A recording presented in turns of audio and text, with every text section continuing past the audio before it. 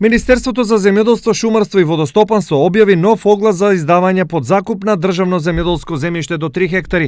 Со овој оглас се нудат над 834 хектари државно земјоделско земјиште во повеќе општини, меѓу кои и Пробиштип. Почетната цена по хектар за површина до 3 хектари изнесува 25 евра во денарска противредност за земјоделско земјиште од прва до четврта катастарска класа и 15 евра во денарска противредност за земјоделско земјиште од 5 до 8 катастарска класа, по среден курс на Народната банка на Република Македонија на денот на уплатата.